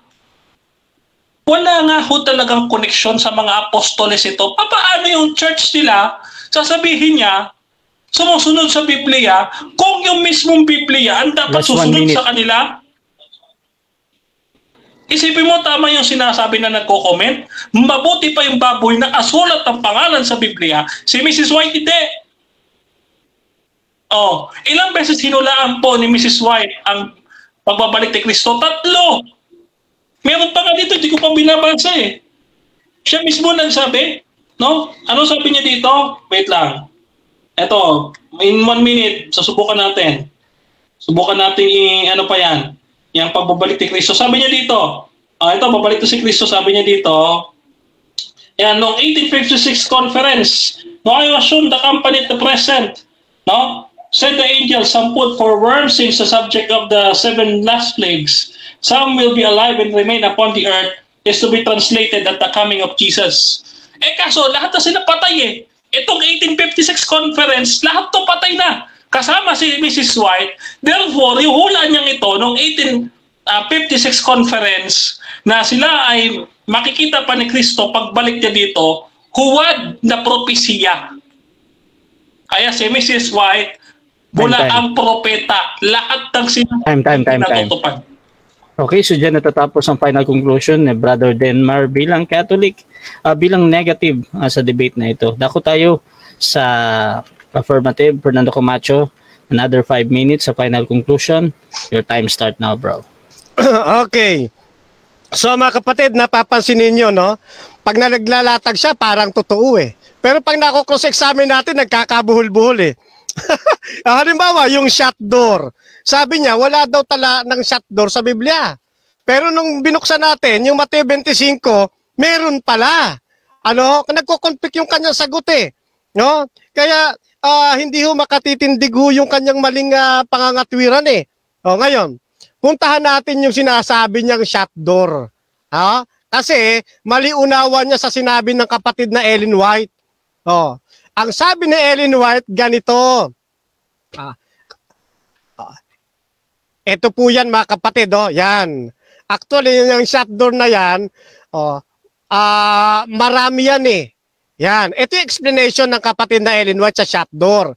Yung shut door na binabanggit niya, iba sa shut door ni William Miller. Oh, kasi yung shut door na ipinakita sa kanya ng Panginoon, yun ay tumutukoy doon po sa pagpasok ng ating Panginoon sa dakong kabanal-banalan. Ibig sabihin, yung pong shut door na yon ay ginagamit niya bilang code para sa nangyari sa langit noong October 22, 1844 nang isara ni Kristo ang pinto patungo sa banal na lugar at binuksan ang pinto ang patungo sa huling yugto ng kanyang pagbabayad ng sala. O doon sa mga tao. Yan po yung shut door sa panig ni Ellen White. Eh binabanggit niya, ibang shut door yun eh. Oh, kaya mali. Oh, ngayon. Oh, then tinanong natin eh. Sabi niya, sinabi daw ni Ellen White na lahat Seventh-day Adventist lang ang maliligtas. 'Di ba? Oh, tapos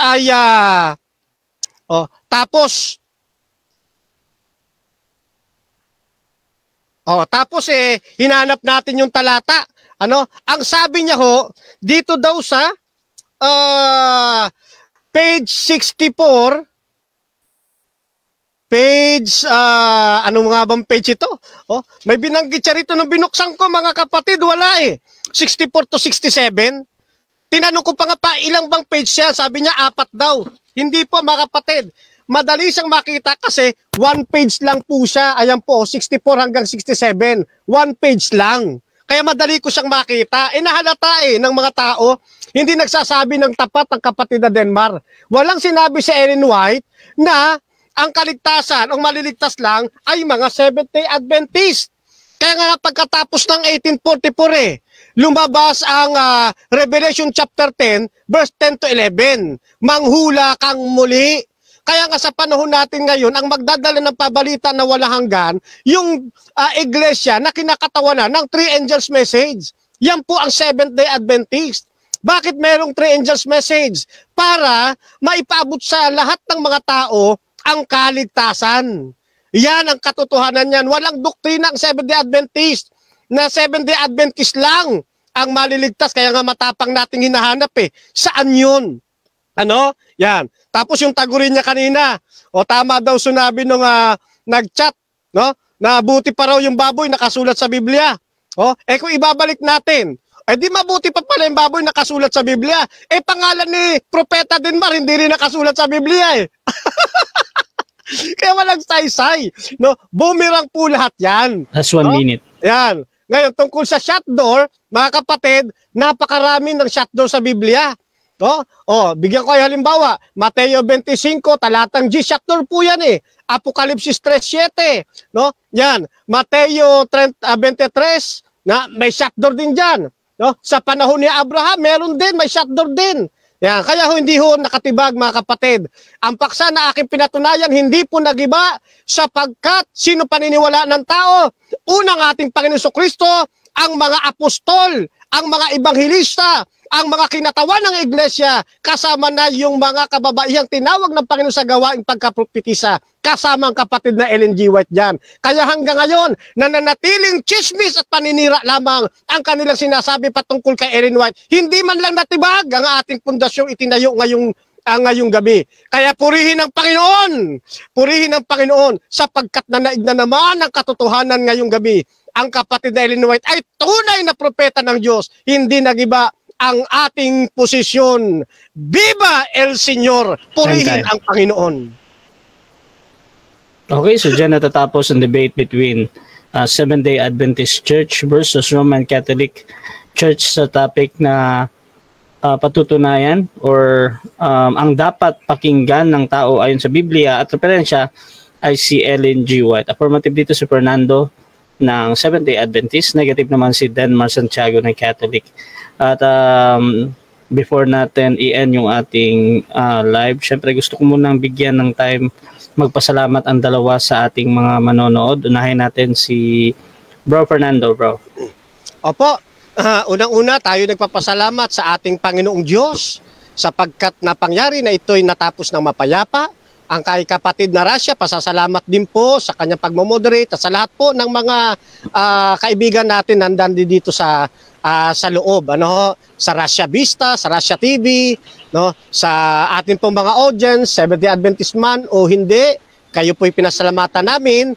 Ang inyo pong maliit na lingkod ay patuloy na lagi po kayong ipinapanalangin na lahat tayo ay magsama-sama doon sa langit na bayan pag dumating ang ating Panginoon.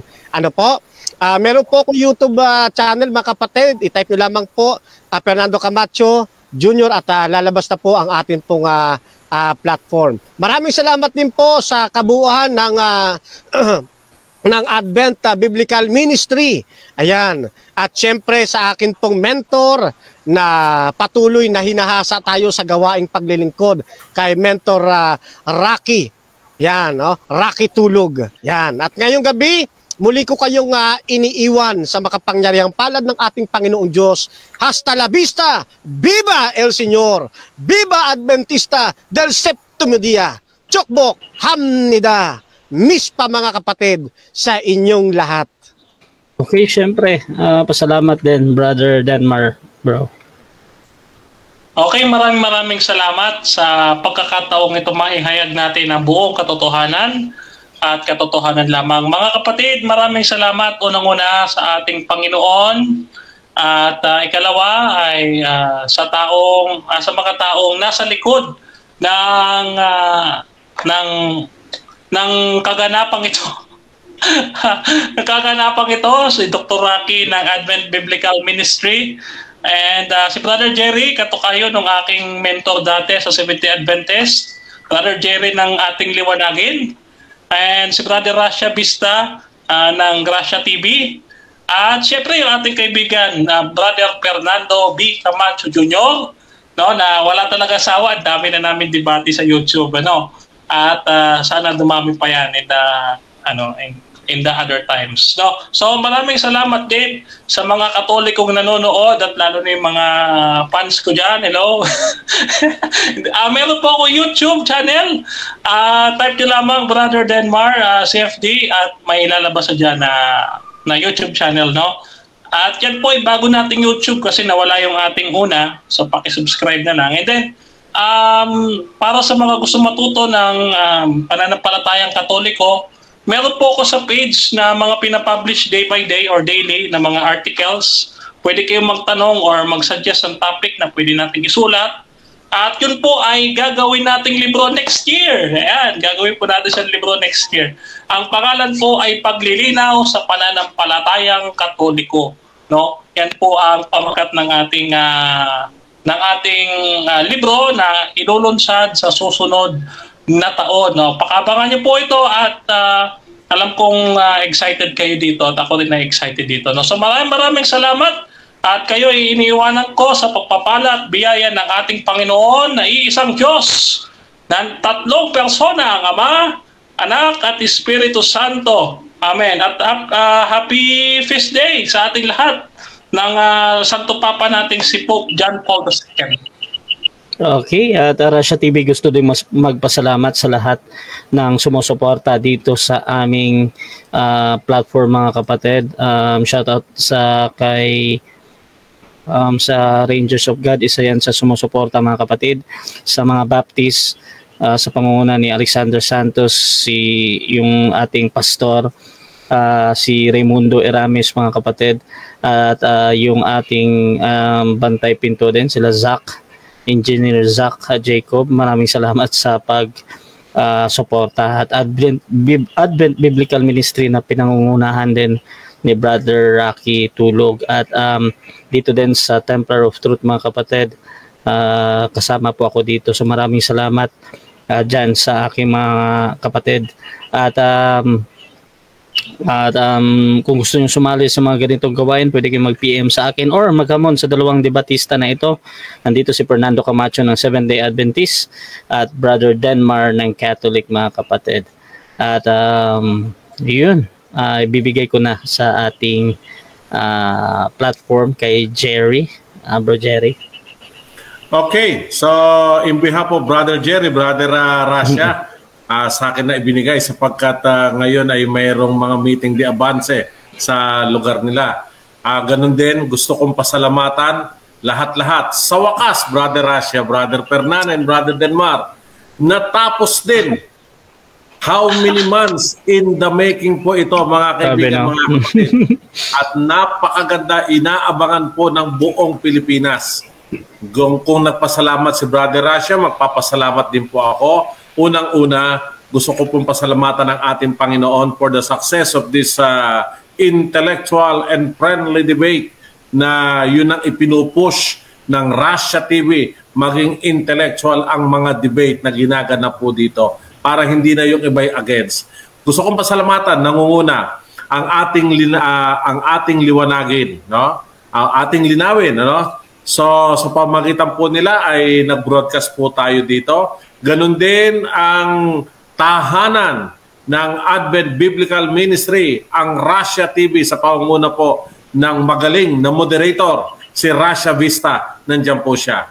Ganon din, gusto kong pasalamatan ang Ayon sa Kasulatan, sa pangunguna nila Brother Fernan, sila Brother Nils, Donsky, Nelski, lahat ng mga key, andyan po yan. So salamat din po. Gusto ko rin pasalamatan sila Pastor Nakyut, Alexander Santos, ang ROG, sila Pangkalawakan, ang Bantay Pinto. Gusto kong pasalamatan. Of course, ang Apologies of the Roman Catholic Church Philippines. Wala pong iba, kundi si Sir Denmar Santiago. Salamat, Brother Denmar. Ang leader ng ASK, Brother Camacho, ang grupo ng Adventum, ganun din po ang grupo ng 3A Media, yun po haharap sa debate.